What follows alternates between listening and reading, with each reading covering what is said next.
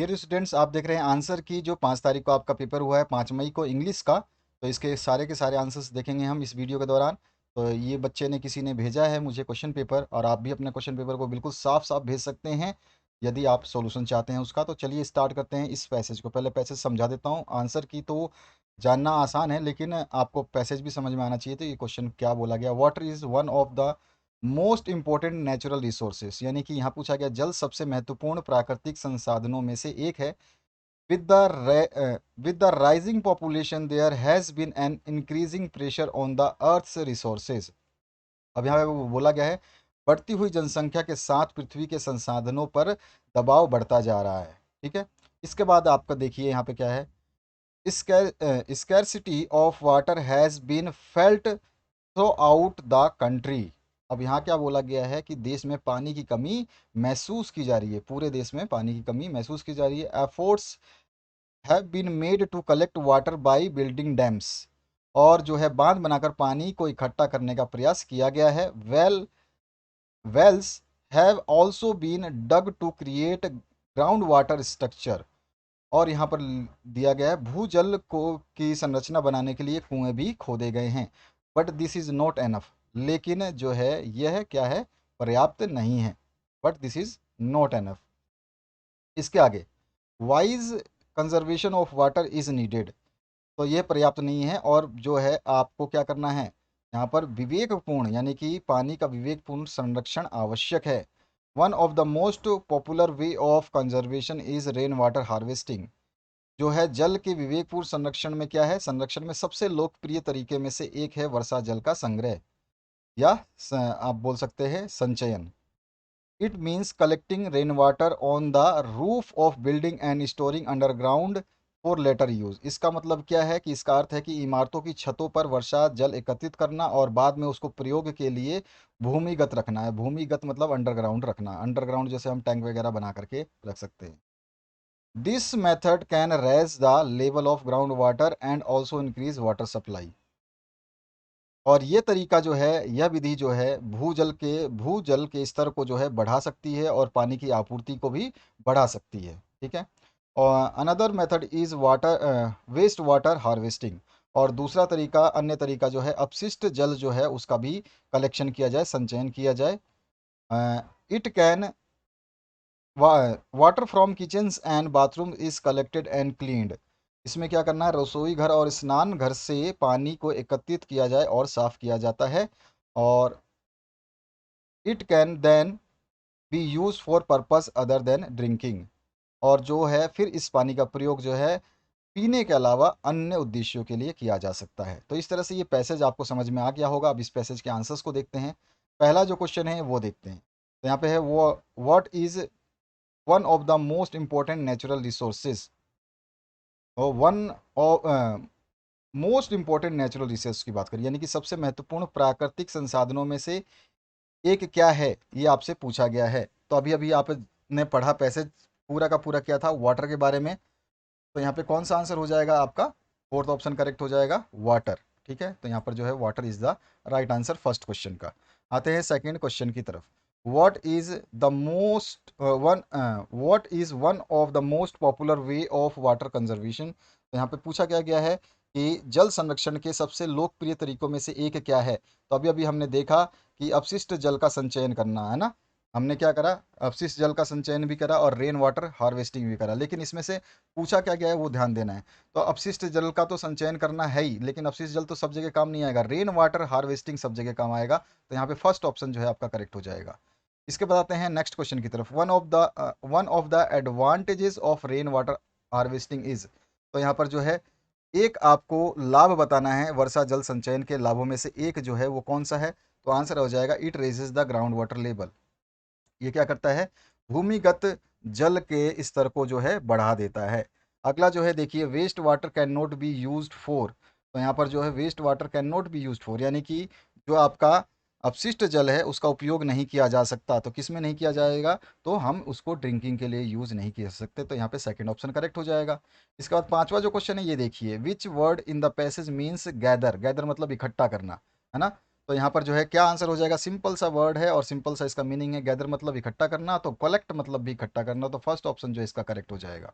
इसमें पूछा है पैसेज से या गद्यांश में किस शब्द का अर्थ इकट्ठा है, तो इकट्ठा मतलब कलेक्ट होता है, और कलेक्ट आपका पहला ऑप्शन ही दिया गया है, कलेक्ट का मतलब भी इकट्ठा करना होता है। तो ये 5 प्रश्नों के आंसर आपने देखे। अब आते हैं हम नेक्स्ट क्वेश्चन की तरफ। नेक्स्ट जो क्वेश्चन आप देखोगे छठा, इसमें आपको पहले तो आपको पैसेज फिर से दिया गया है। Taj Mahal is situated on the bank of Yamuna river. तो यहाँ पे क्या है कि ताजमहल जो है ये कहाँ पे सिचुएटेड है, तो ये यमुना रिवर पर सिचुएटेड है। ये आपसे पैसेज बोला गया है, बताया गया पैसेज, ठीक है ना। यानी कि ताजमहल इज सिचुएटेड, और बैंक क्या होता है, किनारा होता है। तो यहाँ पर सिंपल सा बोला गया है कि ताजमहल जो यमुना नदी के किनारे है। इसके बाद देखिए, it is one of most beautiful and famous building of the world. और जो है ये क्या है, पूरे विश्व में, और जो है आपका यह दुनिया की या विश्व की सबसे खूबसूरत और प्रसिद्ध इमारतों में से एक है। ठीक है ना, ताजमहल जो है आगरा में यमुना नदी के तट पर स्थित है, और यह जो है दुनिया की सबसे खूबसूरत और प्रसिद्ध इमारतों में से एक है। Shahjahan built it in the memory of his queen Mumtaz Mahal. Shahjahan ने अपनी रानी मुमताज महल की याद में इसे बनवाया था। Shahjahan was a Mughal emperor. तो शाहजहां जो एक मुगल बादशाह था। He was the grandson of Akbar. और यह जो शाहजहां जो है ये कौन था, तो यह बादशाह अकबर का पोता था। Shahjahan loved Mumtaz Mahal very dearly. और जो है शाहजहां मुमताज महल को बहुत ज़्यादा प्यार करता था। At the age of 35 the queen fell ill and died. और 35 साल की उम्र में जो है आयु में रानी बीमार हुई और उसकी मृत्यु हो गई। The emperor became very sad. और जो सम्राट इससे बहुत दुखी हुआ। He built a beautiful tomb over her grave. और उसने जो है उसकी कब्र पर, ग्रेव मतलब कब्र, और ओवर मतलब ऊपर, एक सुंदर मकबरा, टॉम ओवर बोलते हैं मकबरा को, ग्रेव जो है आपका वो होता है, कब्र होती है, तो कब्र के ऊपर उसने एक सुंदर जो है मकबरा बनवाया। He spent crores and crores of rupees on it. और इस पर उसने करोड़ों रुपए जो है खर्च किए, बहुत करोड़ रुपए खर्च किए। Many people go to Agra to see this Taj Mahal. Taj, तो यहाँ पर जो है बहुत सारे लोग जो है आगरा जाते हैं ताज देखने। तो इस तरह से ये आपका पैसेज था। अब आसानी से आप इसका आंसर दे सकते हैं। तो यहाँ पे क्वेश्चन नंबर 6 देखिए, ताजमहल कहाँ स्थित है। अभी अभी हमने पढ़ा कि ये कहाँ स्थित है। तो यहाँ पर जो है राइट आंसर क्या हो जाएगा, 6 क्वेश्चन का, बहुत समझदारी से आपको आंसर देना है। ये कहाँ स्थित है, तो ये आगरा में स्थित है। ठीक है, ये किस नदी के किनारे स्थित है, तो ये यमुना नदी के किनारे स्थित है। पूछा कुछ है और आंसर कुछ नहीं देना है, आपको समझ के देना है। तो यहाँ पे पहले ही लाइन में लिखा है कि देखिए, Taj Mahal is situated on the bank of river Yamuna in Agra. कहाँ पर है, इन आगरा में है। तो यहाँ पर जो है फर्स्ट सेकंड ऑप्शन जो है इसका करेक्ट हो जाए। इसके बाद 7वां क्वेश्चन देखिए, who was Shahjahan.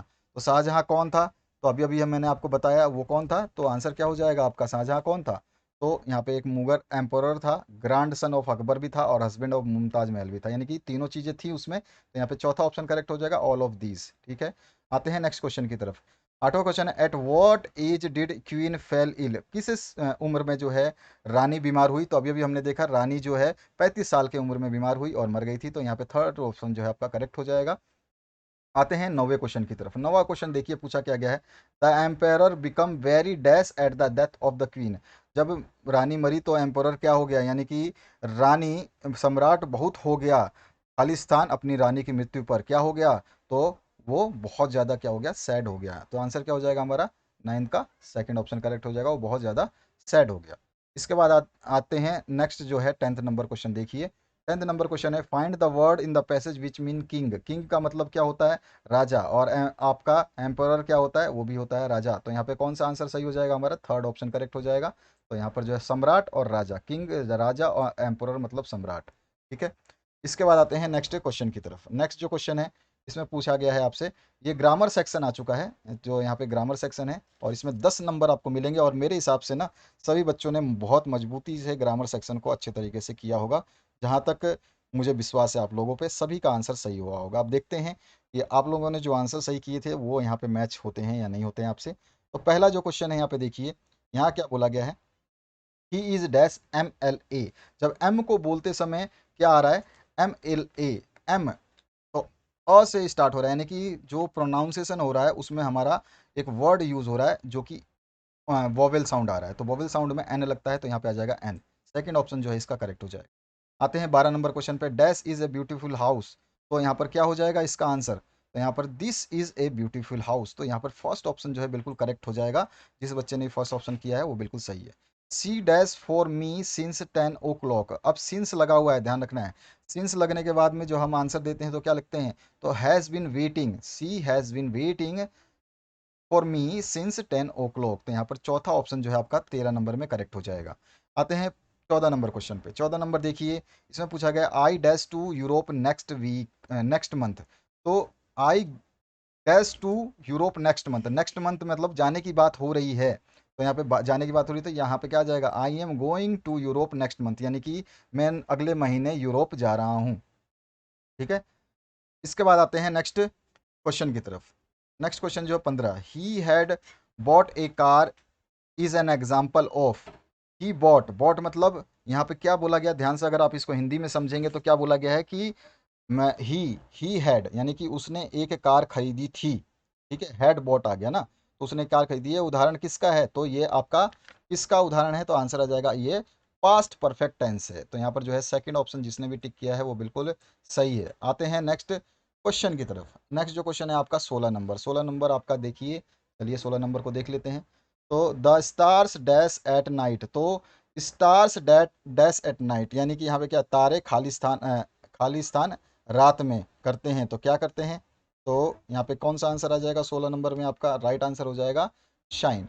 The stars shines shine at night. तो यहाँ पे सेकंड ऑप्शन जो है आपका करेक्ट होगा। साइनिंग नहीं होगा और साइंस नहीं होगा। साइंस तब आता है जब ये केवल स्टार होता। अब यहाँ पे स्टार्स हैं, ये बहुवचन बन चुका है, बहुवचन के साथ एस नहीं लगता, एस या एस दोनों में से कोई भी प्रयोग नहीं किया जाता। तो यहाँ पे कौन सा ऑप्शन आएगा, शाइन। इसके बाद आते हैं, साइनिंग नहीं आएगा क्योंकि इसमें हेल्पिंग वर्ब नहीं दिया गया है, और हेल्पिंग वर्ब के बिना आईएनजी नहीं लगता। तो यहाँ पर थर्ड ऑप्शन भी नहीं आएगा, नन ऑफ दिस होगा ही नहीं। फर्स्ट वाला आएगा ही नहीं क्योंकि ये बहुवचन है, सिंगुलर में आता है ये। सिंगुलर आपका होता, स्टार केवल होता तो आता आपका साइंस, लेकिन अभी है स्टार्स, यहाँ पे क्या है, प्लूरल है, और बहुवचन में शाइन आएगा। उसके बाद में आते हैं, he dash complete his work. तो यहाँ पे क्या आंसर आना चाहिए, he has to complete his work. He has complete नहीं आएगा, ही हैज़ कंप्लीटेड अगर होता तो हैज़ आ जाता। ठीक है, हैव आएगा नहीं क्योंकि ये बहुवचन के साथ आता है, तो ये तो बिल्कुल आएगा नहीं, ये गलत है आपका। ठीक है, हैव दोनों ही गलत हैं, हैव ये बहुवचन के साथ आते हैं, यहाँ पे ही है, इसके साथ हैज़ आएगा या हैज़ टू आएगा। हैज़ जब आता जब ये थर्ड फॉर्म में होता है, थर्ड फॉर्म है नहीं ये। अब थर्ड फॉर्म नहीं है, कंप्लीटेड होता तो हैज़ आता, इसलिए आपका क्या आ जाएगा, he has to complete his work. यानी कि क्या हो जाएगा इसका आंसर, कि उसको जो है अपना काम पूरा करना है, he has to complete his work, उसको अपना काम पूरा करना है। अब आते हैं 18 नंबर क्वेश्चन पे। 18 नंबर देखिए ध्यान से। 18 नंबर में पूछा गया, you dash worry I will help you. तो यहाँ पे क्या है, you dash worry I will help you. तो यहाँ पे कौन सा आंसर बिल्कुल सही हो जाएगा, you need not to worry. You need not, need not कहाँ पे है, चौथा ऑप्शन जो है आपका करेक्ट हो जाएगा। तुम्हें घबराने की ज़रूरत नहीं है, मैं तुम्हारी सहायता करूंगा। ठीक है ना, तुम्हें चिंता करने की ज़रूरत नहीं है, मैं तुम्हारी मदद करूंगा। ठीक है, तो you need not to worry. ठीक है, इस टाइप का क्वेश्चन हमने करा भी है। यहाँ पे 18वें में क्या आ जाएगा, चौथा ऑप्शन करेक्ट हो जाएगा। आते हैं 19वें क्वेश्चन की तरफ। 19वां देखिए। 19वां है, passive voice of he killed A snack. तो बहुत ही सिंपल सा वर्ड दिया है, ही किल्ड ए स्नैक। इसका पैसिव वॉइस आपको बताना था, यानी कि यहाँ पे क्या बोला गया है, उसने एक सांप को मार डाला। इसको है जो हम इसको क्या करना है, पैसिव वॉइस में करना है। तो क्या आंसर हो जाएगा हमारा, तो a snake was killed by him, यानी कि एक सांप उसके द्वारा मारा गया। तो यहाँ पर जो है थर्ड ऑप्शन करेक्ट हो जाएगा। अब आते हैं नेक्स्ट क्वेश्चन की तरफ। ठीक है, समझ में आ गया ना, उसके द्वारा एक सांप मारा गया था। तो ये a snake was killed by him. आते हैं 20वें क्वेश्चन पे। 20वां देखिए, passive voice of I saw a match. तो आई सॉ ए मैच, यानी कि यहाँ पे क्या बोला गया है, तो यहाँ पे बोला गया है कि मैंने एक मैच देखा, आई सॉ ए मैच, है ना। तो यहाँ पे क्या हो जाएगा आंसर इसका पैसिव वॉइस, तो इसका पैसिव वॉइस हम बनाएंगे तो ए मैच वाज सीन बाय मी, मतलब मेरे द्वारा एक मैच देखा गया। तो यहाँ पर जो है आपका क्या हो जाएगा, फर्स्ट ऑप्शन करेक्ट हो जाएगा। आते हैं आपका जो है 21 नंबर क्वेश्चन पे। यहाँ पर जो है आप देखिए, रीड द पैसेज, और ये आपके बुक से है। ठीक है, but the same old nightmare came dash the brochure with a knife, है ना, एंड ए रोप। इस तरह से आपको नाइफ और चाकू और रस्सी लेकर के आया, इस तरह से दिया गया है। तो यहाँ पर आपको सीधा सीधा क्वेश्चन पूछा जा रहा है कि whom did Kezia see in nightmare. तो नाइट मेयर यानी कि जो वो सपना था, ओल्ड नाइटमेयर में उसने किसको देखा, तो यहाँ पे क्या आंसर होना चाहिए था आपके हिसाब से? देखिए, जब भी आप कभी भी आंसर देते तो मैं हजार बार बोला है कि आप हमेशा पहले एक बार क्वेश्चन को समझिए, उसके बाद ही आंसर दीजिए, नहीं तो आपसे गलतियां होंगी, और एक बार गलती हो गई तो यहाँ तो सीधे नंबर कट जाने हैं। तो नंबर कट जाएगा तो फ़ायदा क्या, जब आप गलती कर चुके हो तो फ़ायदा क्या? तो गलती नहीं करनी है हमें, ठीक है ना? तो केजिया ने अपने दुःस्वप्न में किसे देखा, या फिर नाइटमेयर मतलब होता है बुरा सपना, ठीक है, उसमें उसने किसको देखा? तो कौन सा आंसर हो जाएगा? तो उसने ब्रूचर को देखा, यहाँ पे देखो बूचर, ठीक है ना? तो यहाँ पे जो है थर्ड ऑप्शन जो है इसका करेक्ट हो जाएगा। इसके बाद आ जाइए नेक्स्ट क्वेश्चन की तरफ। What is A nightmare? तो यहाँ पे क्या पूछा गया है? एक जो है बुरा सपना क्या है? तो यहाँ पे क्या आंसर हो जाएगा 22वें में? तो राइट आंसर जो हो जाएगा ए बैड ड्रीम, ठीक है ना? अभी बुरा सपना मतलब बैड ड्रीम। इसके बाद आते हैं 23 नंबर क्वेश्चन पे। Whom did she call in her dream? तो उसने अपने ड्रीम में किसको बुलाया? तो यहाँ पर आपने पढ़ा होगा, तो हर ग्रैंड मदर को। यहाँ पर जो है आपका क्या हो जाएगा? फर्स्ट ऑप्शन जो है करेक्ट हो जाएगा। उसके बाद आ जाइए 24वें क्वेश्चन पे। Which word in the passage means trembling? Trembling क्या होता है? देखिए, जो आपसे पैसेज में मीन क्या बोला है कि इसका कांपना होता है। ट्रेम्बलिंग मतलब होता है कांपना। तो यहाँ पे देखिए ध्यान से कि इस पूरे पैसेज में कांपने का मीनिंग क्या है, सही अर्थ आपको बताना है कांपने का। यहाँ आ जाएगा सिवरिंग, ठीक है? सिवरिंग जो है ये सेम टू सेम है उसी के। इसका मतलब भी क्या होता है आपका? कंपकपी, ठीक है? ये कांपना है और ये कंपकपी है। क्लियर हुआ? ठीक है, आगे आते हैं 25 नंबर क्वेश्चन पे। Choose the correct options. यहाँ पे what is a tale book? तो यहाँ पे क्या पूछा गया है कि आपसे टेली बुक क्या है? ठीक है, telly book, sorry, telly book क्या है? तो यहाँ पे क्या आंसर हो जाएगा? Telly book is, what is a telly book? तो यहाँ पे राइट आंसर जो आप देंगे वो हो जाएगा एन इलेक्ट्रॉनिक बुक। यहाँ पर जो है आपका क्या हो जाएगा? थर्ड ऑप्शन जो है करेक्ट हो जाएगा। तो यहाँ पे थर्ड ऑप्शन करेक्ट करना था। आते हैं 26 नंबर क्वेश्चन पे। What gift did Kezia's grandmother suggest her for her father's birthday? तो यहाँ पे पूछा क्या गया है कि केजिया की दादी ने उसके पिता के जन्मदिन पर क्या उपहार जो है देने के लिए सजेस्ट किया? सजेस्ट मतलब उसको राय दिया। यहाँ पे क्या आंसर हो जाएगा? तो सभी को मैंने ये क्वेश्चन भी कराया था और सभी ने किया भी होगा। तो मेरे हिसाब से सभी का आंसर होगा ए पिन पोर्शन। यहाँ पर जो है सेकंड ऑप्शन करेक्ट हो जाएगा। इसके बाद आते हैं next. What type of teacher did मार्गी हैव? तो यहाँ पूछा गया मार्गी के पास किस प्रकार के शिक्षक थे? तो कैसा आंसर हो जाएगा आपका? शिक्षक जो जो थे उनके, वो कैसे थे? तो वो थे मैकेनिकल टीचर, है ना? तो यहाँ पर जो है थर्ड ऑप्शन जो है आपका करेक्ट हो जाएगा। ओके, क्लियर हुआ? अब आते हैं नेक्स्ट क्वेश्चन की तरफ। नेक्स्ट जो है, which national award was conferred on उस्ताद बिस्मिल्लाह खान? तो यहाँ क्या पूछा गया है? उस्ताद बिस्मिल्लाह खान को कौन सा राष्ट्रीय पुरस्कार प्रदान किया गया? तो यहाँ पर आंसर क्या हो जाएगा? सभी को पता होगा कि क्या प्रदान किया गया था।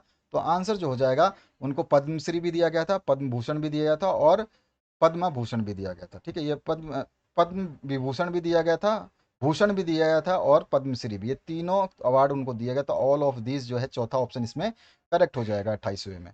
अब आते हैं नेक्स्ट क्वेश्चन की तरफ। पोइट्री सेक्शन है। Two roads diverging in A yellow would? तो यहाँ पे आपका डाइवर्स्ड जो है येलो वुड वाला आपको याद आ गया होगा। तो चलिए इसके क्वेश्चंस को देखते हैं। 29 नंबर जो क्वेश्चन है उससे शुरू करते हैं। तो यहाँ पर जो है यहाँ पे क्या पूछा गया? Name the poem from where the extract has been taken?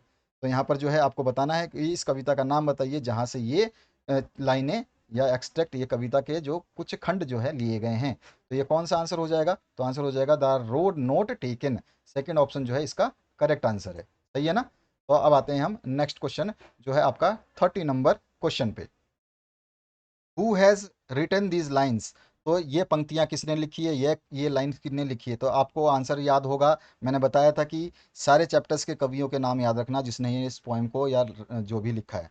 तो इसका आंसर क्या हो जाएगा? Robert Frost. तो यहाँ पे थर्ड ऑप्शन जो है करेक्ट हो जाएगा आपका। आते हैं नेक्स्ट 31 पे। 31 देखिए। The poet wish to. तो पोएट विश टू, तो पोएट ने किसके लिए विश किया है? यानी कि कवि की इच्छा थी, क्या थी कवि की इच्छा? तो क्या आंसर हो जाएगा आपका? Travel on both the roads. तो चौथा ऑप्शन जो है इसमें करेक्ट हो जाएगा, ठीक है ना? कि कवि की इच्छा थी कि वो जो है दोनों सड़कों पर यात्रा करता, ठीक है ना? इसके बाद आते हैं हम नेक्स्ट क्वेश्चन नंबर 32 पे। 32 है the poet sees before him. तो यहाँ पे क्या पूछा गया है? तो ये कवि उसके सामने देखता है। तो किसके सामने देखता है? तो यहाँ पे क्या आंसर हो जाएगा हमारा? तो two road diverging in a forest. तो दो जो सड़कें हैं वो एक जंगल में दो सड़कें बदल रही हैं, ये वाला थर्ड ऑप्शन जो है आपका करेक्ट हो जाएगा 32 नंबर का। इस तरह से आते हैं हम 33 नंबर पे। अब देखते जाइए 33 नंबर, आपके सारे क्वेश्चंस के आंसर सही हो रहे होंगे। 33 है, we can make friends with the wind god if we are. तो यहाँ पे क्या बोला है कि यदि हम पवन जो है, विंड गॉड मतलब पवन देवता, तो हम जो है पवन देवता से मित्रता कर सकते हैं। इफ वी आर, अगर हम होंगे, तो हम क्या होंगे, तो आंसर क्या हो जाएगा राइट, जो आंसर हो जाएगा अगर हम होंगे स्ट्रांग, ठीक है ना। तो यहाँ पर जो है आपका सेकंड ऑप्शन जो है करेक्ट हो जाएगा, ठीक है ना। 33 में कौन सा ऑप्शन आना था, सेकंड ऑप्शन। आते हैं नेक्स्ट क्वेश्चन की तरफ। Where is the rain making a noise. तो यहाँ पर पूछा क्या गया है, बारिश कहाँ शोर कर रही थी। तो आंसर क्या हो जाएगा आपका 34 में, तो आंसर हो जाएगा ऑन द रूफ, छत के ऊपर शोर कर रही थी, है ना। तो यहाँ पर 34 का कौन सा आंसर हो जाएगा, थर्ड ऑप्शन करेक्ट हो जाएगा। 35 की तरफ मूव करते हैं। The child was lost in the. तो आपको अच्छे तरह से पता है बच्चा कहाँ गुम हो गया था यार, आपको तो अच्छे तरह से याद है कि नहीं याद है। तो यहाँ पे आंसर हो जाएगा बच्चा जो हमारा मेले में गुम हो गया था, तो आंसर कौन सा हो जाएगा, फेयर। फेयर का मतलब होता है मेला, ठीक है। इसके बाद में 36 नंबर देखिए question. What was the last wish of the lost child. जो है बच्चे की अंतिम इच्छा क्या थी, या आखिरी इच्छा क्या थी। तो वो अपने किससे मिलना चाहता था, meet with her his parents. यहाँ पे थर्ड ऑप्शन करेक्ट हो जाएगा। तो यहाँ पे वो अपने माता पिता से मिलना चाहता था, अपने परिवार से मिलना चाहता था। आइए 37 नंबर क्वेश्चन पे। 37 नंबर में है, what was the child's favourite sweet. तो इसमें पूछा गया है बच्चे की पसंदीदा मिठाई कौन सी थी। तो यहाँ पर जो है आपका आंसर क्या हो जाएगा, आपने सभी ने आंसर सही गेस किया होगा। उसका आंसर जो है barfi was the right answer. उसका जो है बच्चे का सबसे पसंदीदा चीज़ कौन सी थी, बर्फी। 37 का थर्ड ऑप्शन जो है आपका करेक्ट हो जाएगा। 38 की तरफ मूव करते हैं। 38 देखिए, where did grand father put Toto on his journey to Saharanpur. तो यहाँ पर ग्रैंड फादर ने टोटो को अपने सहारनपुर की यात्रा के दौरान कहाँ रखा। तो क्या आंसर हो जाएगा इसका, तो राइट आंसर बिल्कुल सही बताना है आपको। क्या हो जाएगा आंसर, तो आंसर हमारा हो जाएगा इन ए कैनवस बैग। उसने एक कैनवस बैग में उसको रखा, ठीक है ना। इसके बाद है अंतिम प्रश्न। अंतिम प्रश्न पूछा गया, what serves as a third hand to a monkey.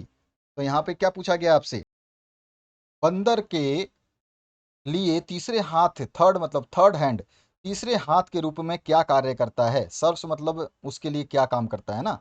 तो बंदर के लिए तीसरे हाथ के रूप में क्या कार्य करता है, तो क्या आंसर हो जाएगा हमारा, उसका तीसरा हाथ जो है वो हिज टेल, यानी कि उसकी पूंछ जो है उसके तीसरे हाथ के रूप में कार्य करती है। तो यहाँ पे आ जाएगा सेकंड ऑप्शन।